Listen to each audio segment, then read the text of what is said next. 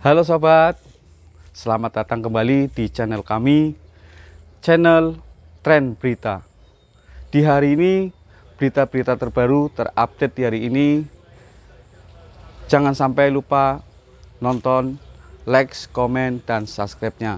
Beda kesaksian di sidang, Arif Rahman sangat terkejut saat tahu Brigadir J terlihat masih hidup di CCTV.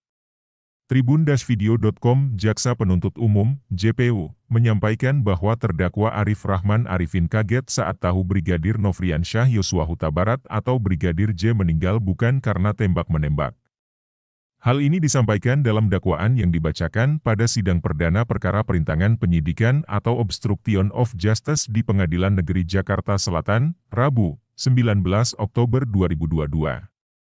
JPU menjelaskan setelah terdakwa Arif Rahman Arifin bersama-sama saksi Baikuni Wibowo, saksi Ridwan Raiki Nelson Soplangit dan saksi Cak Putranto menonton dan melihat isi dari flash disk tentang kejadian yang telah direkam dari CCTV tersebut, saksi Cak Putranto pun berkata, "Bang, ini Joshua masih hidup."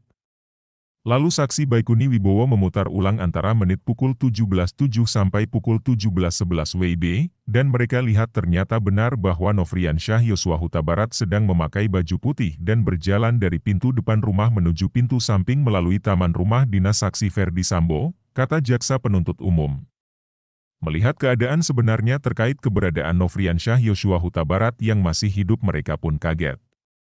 Akhirnya perasaan terdakwa Arif Rahman Arifin sangat kaget karena tidak menyangka bahwa apa yang sudah ia dengar beberapa hari lalu, informasi tentang kronologis kejadian tembak-menembak yang disampaikan oleh mantan Kapolres Jakarta Selatan Kombes Budi Herdi dan Karopenmas Difumas Brigjen Ramadan ternyata tidak sama dengan apa yang terdakwa Arif Rahman Arifin lihat pada CCTV tersebut, jelas Jaksa Penuntut Umum. Apa yang ia lihat itu juga tidak sama dengan apa yang disampaikan saksi Ferdi Sambo terkait meninggalnya Nofriansyah Yosua Huta Barat yang disebut terjadi karena tembak-menembak dengan Richard Eliezer Pudihang Lumiu atau Baradae, sebelum Ferdi Sambo datang ke rumah dinas Duren 3.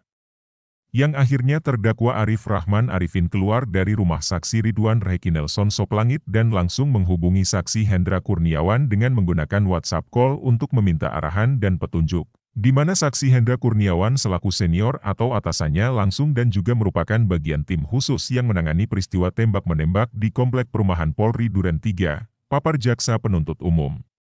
Lalu terdakwa Arif Rahman Arifin melaporkan dengan sebenarnya terkait fakta dari rekaman CCTV tersebut, di mana keadaan sebenarnya masih terlihat Nofriansyah Yosua Huta Barat sedang berjalan dari pintu samping garasi rumah menuju pintu samping melalui taman rumah, setelah saksi Ferdi Sambo sampai di rumah dinasnya.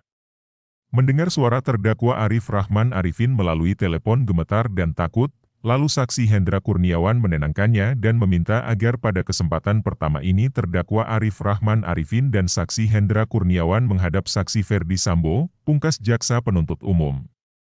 Selain Arif Rahman Arifin, sidang terkait perkara obstruction of justice juga mengagendakan 5 terdakwa lainnya yakni terdakwa Hendra Kurniawan, Agus Nurpatria, Irfan Widianto, Baikuni, serta Cak Putranto.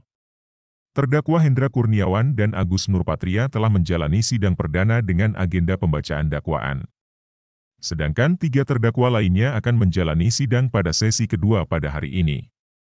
Sebelumnya, sidang perdana kasus pembunuhan berencana terhadap Brigadir J juga telah digelar pada Senin, 17 Oktober 2022, kemarin, yang mengagendakan pembacaan dakwaan untuk tersangka Ferdi Sambo dan istrinya, Putri Chandrawati, serta ajudan mereka Bribka Riki Rizal dan asisten rumah tangga, Art, Kuat Maruf.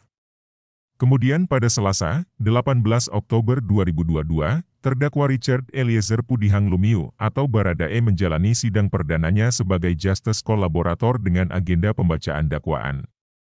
Dalam berkas dakwaan tersebut, Ferdi Sambo, Putri Chandrawati, Bribka Riki Rizal, Kuat Maruf dan Barada Richard Eliezer disangkakan melanggar pasal 340 KUHP subsidiar pasal 338 KUHP Jo pasal 55 ayat 1, pertama KUHP Jo pasal 56 pertama KUHP. Sedangkan untuk kasus obstruction of justice, Ferdi Sambo, Brigjen Hendra Kurniawan, Kombes Agus Nurpatria, Kompol Baikuni Wibowo, AKBP Arif Rahman, Kompol Cak Putranto dan AKP Irfan Widianto dijerat pasal 49 Jo pasal 33 dan atau pasal 48 ayat 1 Jo pasal 32 ayat 1, nomor 19 tahun 2016 UIT. Mereka juga disangkakan melanggar pasal 55 ayat 1 dan atau pasal 221 ayat 1, kedua dan atau pasal 233 KUHP. Editor, Evita Chandra Dewi.